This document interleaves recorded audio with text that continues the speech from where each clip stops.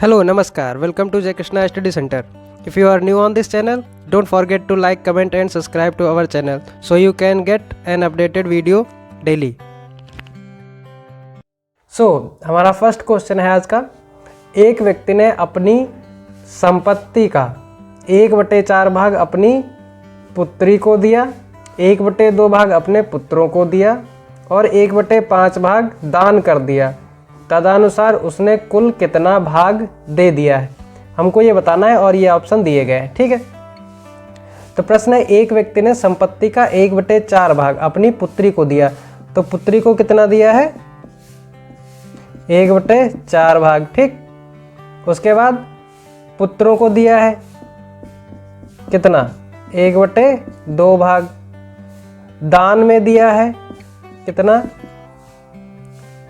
1/5 भाग। तो हमको बताना है उसने कुल कितना भाग दान दिया है, तो कुल भाग कितना दिया होगा जितना ये टोटल इनका जोड़ होगा, है ना। तो कुल भाग करने के लिए 1/4 प्लस 1/2 प्लस 1/5 जोड़ आपको आता ही है। 20 यहाँ पे एलसीएम ले लिए तो यहाँ पे आ गया 5, यहाँ पे आ गया 10, यहाँ पे आ गया 4, सबको जोड़ दें 5 4 9 19/20, ये आपका आंसर हो जाएगा। ऑप्शन बी सही है।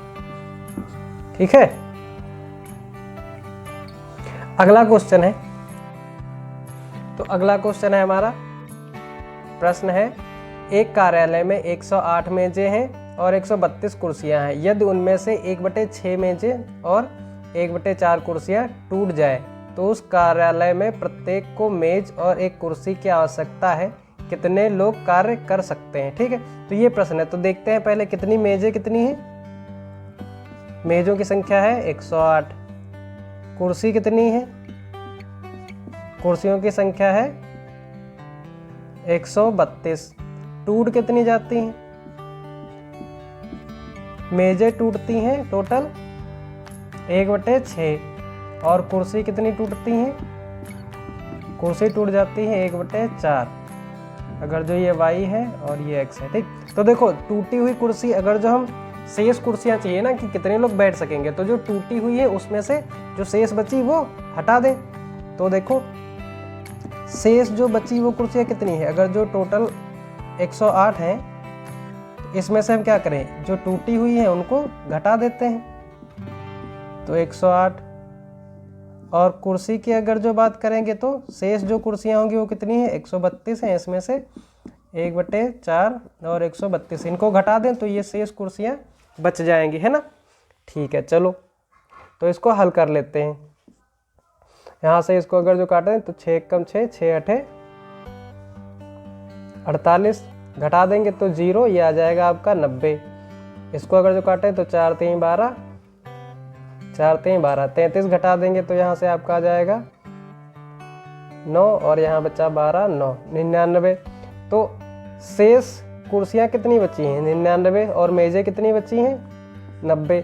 तो अब क्योंकि एक मेज और एक कुर्सी चाहिए प्रत्येक को कार्य करने के लिए, तो कुल मिला के क्या 90 ही शेष मेजें हैं, तो 90 ही लोग कार्य कर पाएंगे, बाकी कुर्सियां खाली पड़ी रहेंगी क्योंकि इनका जोड़ा नहीं बन रहा है। और प्रश्न में कहा है कि प्रत्येक को एक मेज और एक कुर्सी की आवश्यकता है, तो वो कंपलसरी कंडीशन है। ठीक है, चलिए चलते हैं नेक्स्ट क्वेश्चन पे। अगला हमारा प्रश्न है प्रश्न नंबर 3। एक भिन्न के अंश तथा हर दोनों में 2 जोड़ने से 9/11 बन जाती है। तो मान ले अगर जो हम भिन्न क्या है, भिन्न मान लेते हैं x/y है। तो प्रश्न कह रहा है भिन्न के अंश और हर दोनों में 2 जोड़ दें, तो x + 2 y + 2 जोड़ दें तो भिन्न क्या बन जाती है 9/11 बन जाती है। ठीक, और यदि अंश तथा हर दोनों में 3 जोड़ दें, यदि अंश तथा हर दोनों में 3 जोड़ दें तो भिन्न क्या बन जाती है 5/6 बन जाती है। तो वह भिन्न ज्ञात कीजिए, मतलब x/y का मान ज्ञात करना है। अब इन समीकरणों को देख के अगर जो आप हल करने लगे तो फिर सोच लो कि 2-1 जन्म तो लग ही जाएंगे उत्तर लाने में। तो हमको इसके ऑप्शनों को देखना है। तो ऑप्शन ए क्या है 7/9, बी क्या है 3/7, सी क्या है 5/9 और डी क्या है 7/10। हमको कुछ नहीं करना है, ये चेक करना है कि किन किन के मान पे 9/11 और 5/6 आ जा रहा है। तो देखो मान लेते हैं पहले ऑप्शन पहला सही। तो पहला अगर जो सही है तो पहले में 2 जोड़ो, नीचे 2 जोड़ो। आना कितना चाहिए, 9/11 आना चाहिए। 7 2 9, 9 2 11 आ रहा है। दूसरी कंडीशन देखो, 7 + 3 जोड़ो और 9 + 3 जोड़ो, तो 7 3 10, 9 3 12, 2 पंचे 10, 2 छंग 12। ऑप्शन ए सही है। बस इतना ही करना है। अब अगर जो इसके एक्स वाई निकालने लगे फिर तो अगले जन्म तक आंसर आएगा। ठीक है, सुबह हो जाएगी। तो हमको वहाँ पे टाइम और मेथड दोनों को ध्यान में रखना है। ऐसा नहीं कि हर जगह लग गए, उसे एक ही ढर्रे पे चले जा रहे हैं, भैया एक्स वाई का मान ही निकालना है, तो ऐसे नहीं करना है। ठीक है, प्रश्नों के हिसाब से हमको देखना है कि क्या मेथड यूज करें।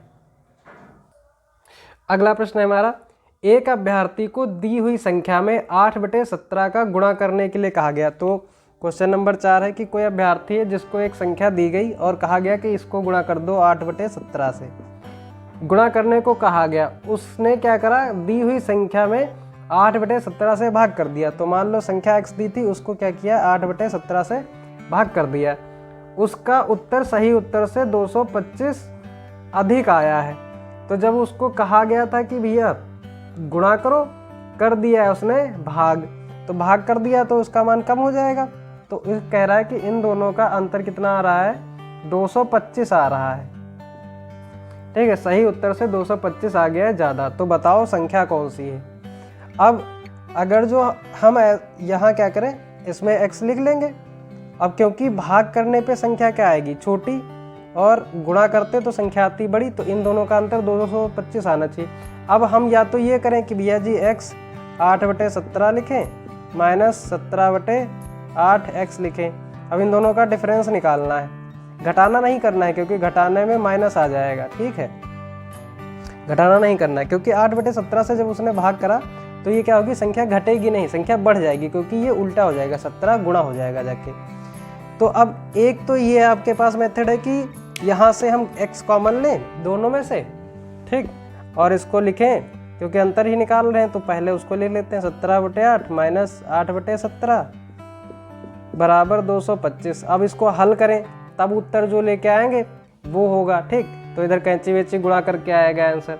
उससे अच्छा ये है कि हम देख लेते हैं कि जो आंसर दिया गया है ऑप्शन ए 8 है, बी 7 है, सी 64 है और डी 136 है।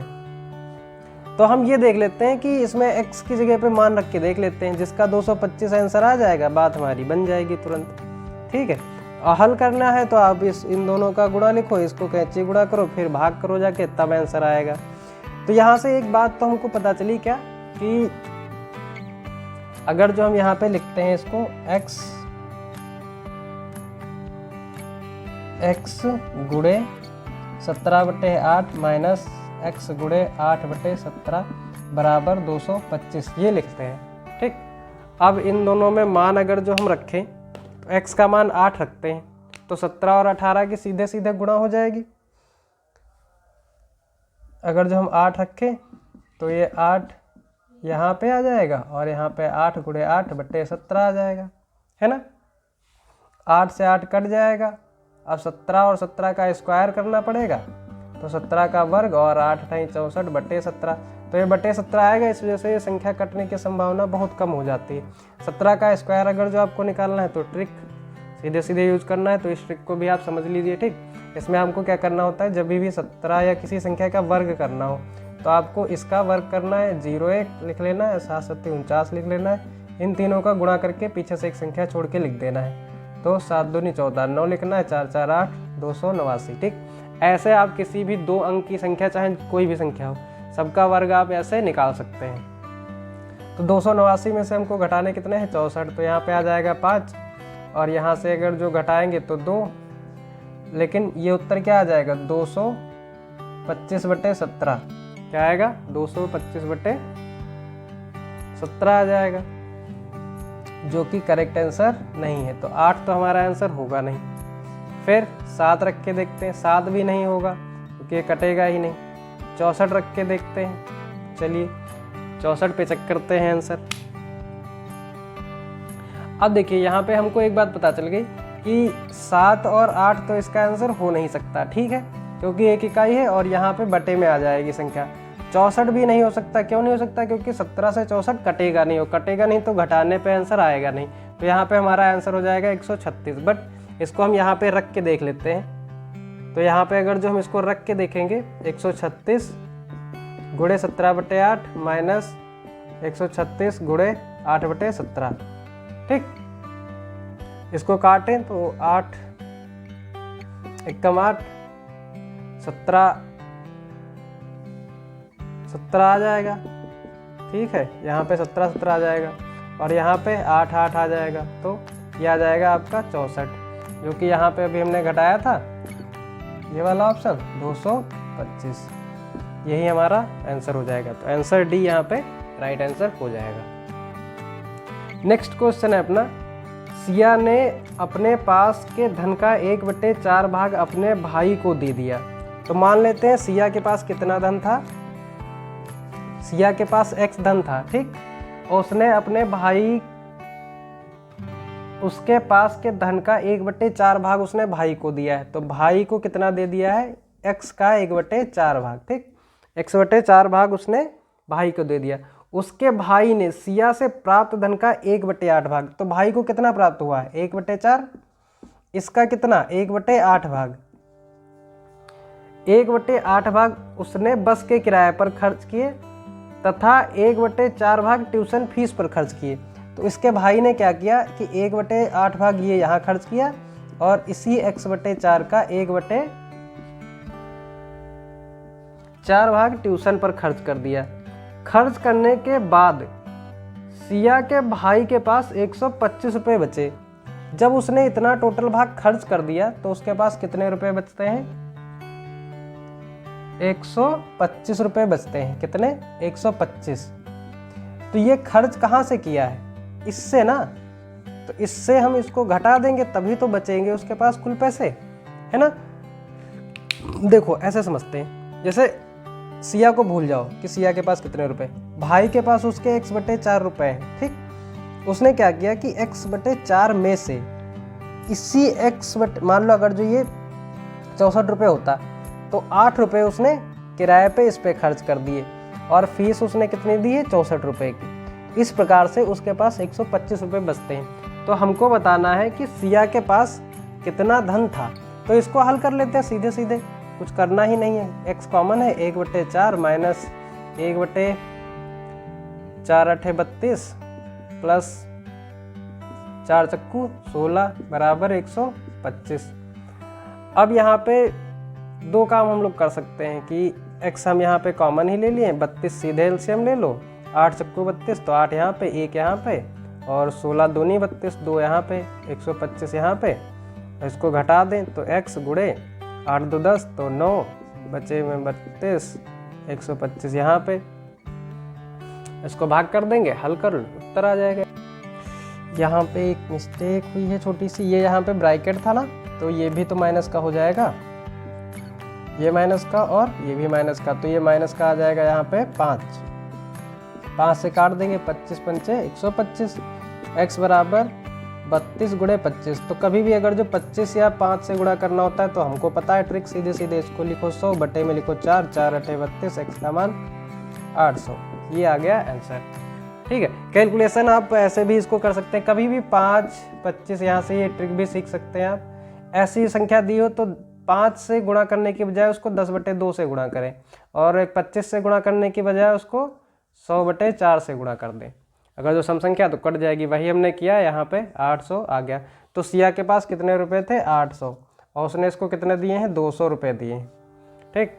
अगर जो अलग से वो पूछे कि उसने कितने रुपए खर्च किए हैं तो यहाँ से देखो 3 सवाल बन सकते हैं। सिया के तो पैसे हमको पता ही चल गए, भाई के पास पैसे भी पूछ सकता था, यहाँ पे उसने ट्यूशन को कितने रुपए दिए हैं वो भी पूछा जा सकता है, और उसने अलग से यहाँ पे कितने रुपए खर्च किए हैं वो रुपए भी पूछे जा सकते हैं। तो यहाँ से 3 सवाल टोटल बन सकते हैं। आई होप आपको ये क्वेश्चन समझ में आ रहा होगा, मज़ा आ रहा होगा पढ़ने में, है ना। चलिए नेक्स्ट क्वेश्चन देखते हैं। नेक्स्ट क्वेश्चन है, एक व्यक्ति अपनी आय का 1/4 भाग खाने पर, 2/3 भाग घर के किराए पर और शेष जो कि 630 है दूसरी वस्तुओं पे खर्च करता है। उसके घर का किराया कितना है ये पूछा है। तो मान लेते हैं कुल आय उसकी कितनी है, x है। कुल आय क्या है, x है, ठीक। कुल आय x है।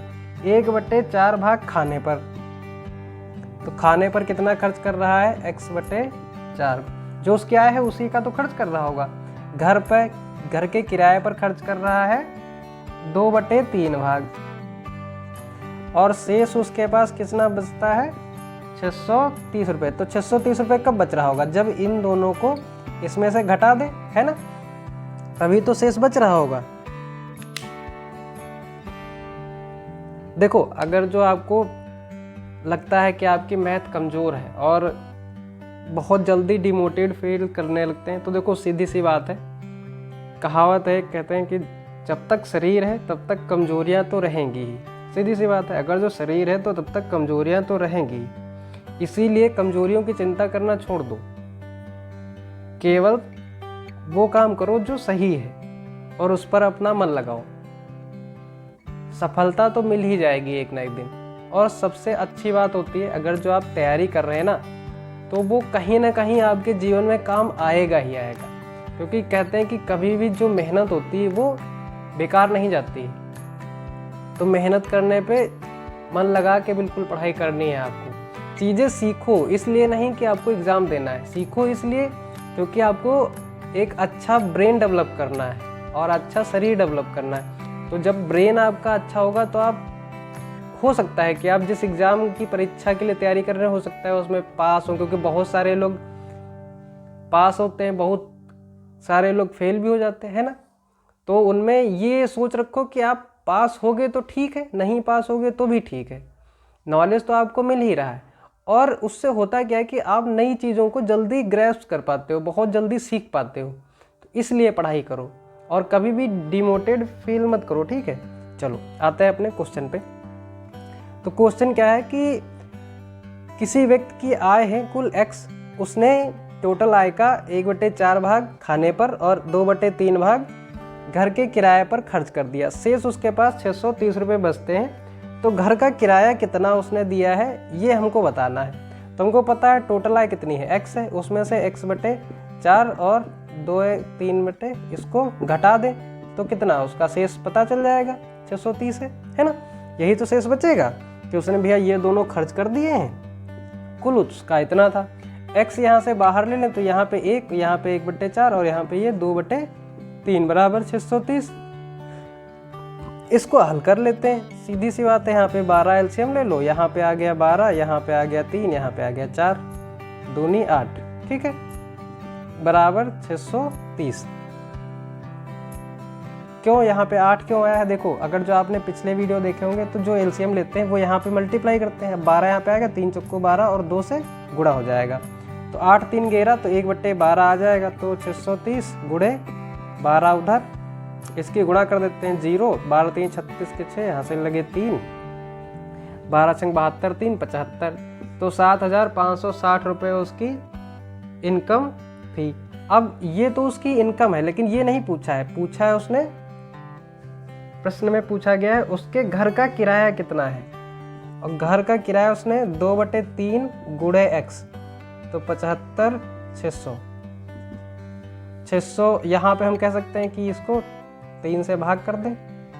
भाग करने से अच्छा था, यहाँ पे क्या 12 था, 630 था। इसको अगर हम लिख सकते हैं 630, 12 को हमको लिख देना है 4 गुणे 3, ठीक। इसको 3 से भाग करके यहाँ पे भी हल कर सकते थे। यहाँ पे हल करें तो 2 गुणे आ जाएगा 2 3 6,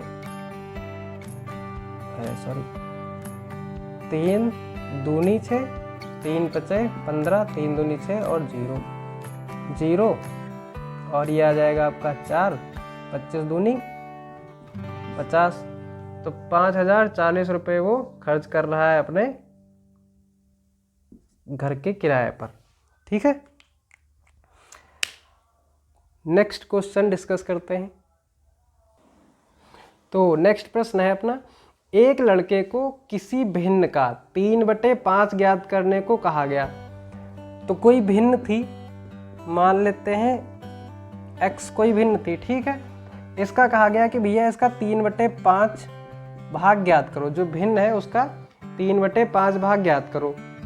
किंतु उसने उस भिन्न को 3/5 से भाग कर दिया।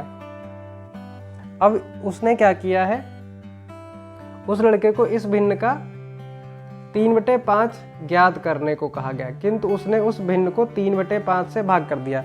बिल्कुल सेम। तो उसने क्या किया है, ज्ञात उसको करना था x का 3/5, ठीक, और उसने ज्ञात क्या कर दिया है, ये ज्ञात कर दिया है, ज्ञात ये कर दिया है, ज्ञात ये करना था, ठीक। किंतु उसने उस भिन्न को 3/5 से क्या कर दिया है, भाग कर दिया। तो उसका उत्तर सही उत्तर से 32/75 अधिक आया। उसने ये कर दिया मतलब भाग कर दिया, तो ये आ जाएगी संख्या। उल्टा कर देंगे तो यहाँ से इसको अगर जो हम हल करें तो ये संख्या आ जाएगी अपनी 5x/3। ये कर दिया है, करना ये था, ठीक है। तो इन दोनों का अंतर ही तो होगा जो अधिक आएगा मान। तो इसको लिख लेते हैं 5x/3 माइनस 3/5x, और मान कितना अधिक आ गया है, मान आ गया है 32/75। 32/75 ये आ गया है। तो बतानी है कि भिन्न क्या थी, ये बताना है। तो x यहाँ से कॉमन ले लेते हैं, नीचे 5 थे 15 और ये 25 - 9 बराबर 32/75। यहाँ से काट ले, 15 × 5 = 75 और ये आ जाएगा 16, 16 दूनी 32। तो x का मान क्या आ गया, 2/5। यही हमारा आंसर हो जाएगा, ठीक है। ऑप्शन सी सही है क्वेश्चन का। नेक्स्ट क्वेश्चन देखते हैं। अगला क्वेश्चन है हमारा, किसी भिन्न को उसी भिन्न से गुणा करने पर। तो मान लेते हैं कोई भिन्न कितनी है, माना भिन्न x है, ठीक। प्रश्न कह रहा है किसी भिन्न को उसी भिन्न से गुणा करने पर। तो भैया x को x से गुणा करने पर, ठीक, गुणा करने पर प्राप्त गुणनफल को, तो यही तो गुणनफल प्राप्त होगा जब गुणा करेंगे, प्राप्त गुणनफल को उस भिन्न के व्युत्क्रम से। अब ये भिन्न है, इसका व्युत्क्रम क्या होगा, 1/x। तो इसके व्युत्क्रम से भाग कर दिया जाए, इस भिन्न को इसी के व्युत्क्रम से भाग कर दिया जाए, तो हमको प्राप्त होता है 18 सही 26/27। ये संख्या प्राप्त होती है, ठीक। तो इसमें हमको भिन्न बतानी है, तो x का मान बताना है कुल मिला के बाद। तो ये x ऊपर गुणा, तो x की घात कितना हो जाएगा, 3। इसको अगर जो हमको गुणा करना है तो 18 और 27 की गुणा कर लेते हैं सीधे सीधे। अब देखिए यहाँ पे अगर जो आपको टेबल आती है 18 की फिर तो ठीक है, अगर जो नहीं आती है तो इसको जल्दी से कैसे करें। तो उसके लिए आपको 18 को लिखना है 20 - 2, ठीक है, बटे में 26/27, ठीक। अब सीधे सीधे 2 से गुणा कर देनी है, तो 0 ऐसे ही लिखा रहने देना है। 2 × 14 के 4, हाथ से लगाया 2 दूनी 4 1 540, ठीक। इसको जब गुणा करोगे तो 54 + 26/27। इसको जब घटाओगे तो ये आपका आ जाएगा, इन दोनों को जोड़ दो तो ये हो जाएगा 566। 54 घटा दिए, सीधे 2 यहाँ पे और यहाँ पे 1 और यहाँ पे 5, तो ये आ गया आपका 512/27, सीधे सीधे आ गया, ठीक। अब x की घात 3 बराबर आ गया है 512/27। तो ये किसका क्यूब होता है, 3 का। 512 किसका क्यूब होता है, अब देखो 512 किसका क्यूब होता है, अगर जो आपको याद है तब तो बहुत अच्छी बात है, अगर जो याद नहीं है तो 2 देखो, 2 कितने में आता है। अब देखो यहाँ पे अगर जो हम क्यूब लिखें तो 2 किस में आएगा, देखो 2 का क्यूब अगर जो हम लिखें तो 8 होता है, 4 का क्यूब लिखें तो 4 चक्कू 16 चक्कू 64 होता है, 8 का क्यूब लिखें यहाँ पे, 5 का क्यूब लिख लेते हैं तो 125 तो आएगा ही नहीं। अब 2 लाना है, तो देखो एक तो आ जाएगा आपका 4 के पहाड़े में 2, ठीक, एक आ जाएगा आपका 6 के पहाड़े में, लेकिन क्यूब में अगर जो करना है तो 8 ही एक क्यूब है जिसका क्यूब कितना होता है 512। ये आपको याद होने चाहिए, कम से कम क्यूब ज़्यादा नहीं तो 10 तक तो क्यूब याद ही हो, ठीक है। तो 8 का क्यूब क्या होता है 512, तो यहाँ पे लिख लेंगे सीधे 8 का क्यूब और यहाँ पे ये नीचे 3 का क्यूब। तो x बराबर क्या आ जाएगा 8/3, यही आपका आंसर हो जाएगा। बट यहाँ पे आंसर जो है 8/3 के रूप में दिया नहीं गया है, यहाँ पे आंसर दिया है भिन्न के रूप में। तो इसको भाग कर दीजिए, 3 दूनी 6 2/3, 3 दूनी 6, ये आपका आंसर हो जाएगा। ठीक, तो यहाँ पे ये चैप्टर समाप्त होता है। अब हम नेक्स्ट चैप्टर डिस्कस करेंगे, लघुत्तम समापवर्त तथा महत्तम समापवर्त कैसे निकालते हैं, उस पर आधारित सभी प्रश्नों को भी हल करेंगे। I hope you enjoyed watching our video, found it helpful. May God bless you. Don't forget to like, comment and subscribe to our channel for more exciting content. Thank you for watching and see you in the next video.